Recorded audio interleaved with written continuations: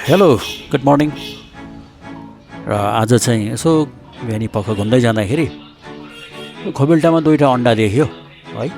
के को अन्डा रहेछ भनेर छेउमा यसो गरेको थिएँ। एउटा यो छेपारा रहेछ, छेपारा हो कि भालेमुङ्ग्रो यसलाई के भन्छ हेर्नुहोस् है। र यसरी हेर्दा हेर्दा यसले फेरि त्यहाँनिर अन्डा पार्न थाल्यो फेरि हो। र छेपाराले अन्डा पारेको लाइभ क्याप्चर भयो क्या। यतापट्टि दुईवटा पारेको छ, त्यहाँ यसले त फेरि हेर्दै हेर्दै अन्डा पारेको गर्नु थाल्यो है।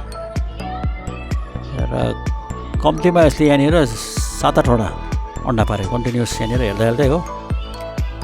अनि यता खोबिल्टामा पहिल्यैबाट दुईवटा थियो नि, यसरी अन्डा पार्दो रहेछ।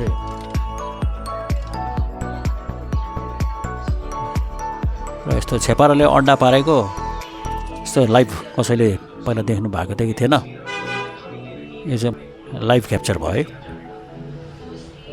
कसले यस्तो देख्नु भएको थियो ल कमेन्ट गर्नु होला है। अब यसरी एकपल्टमा यसले कमसेकम 10-12वटा अन्डा पार्दो रहेछ। पहिला त्यो खोबिल्टामा बसेर अन्डा पार्दै रहेछ, मान्छे आएको आवाज सुनेर त्यहाँबाट निस्केर अलिकति उता गएर चाहिँ यसले एकपल्टमा कमसेकम 8-10वटा अन्डा चाहिँ दिँदो रहेछ है। र यो चाहिँ एउटा नयाँ कुरा देखियो। तपाईँहरूले पनि कसैले यस्तो देख्नु भएको छ भने कमेन्ट गर्नु होला है।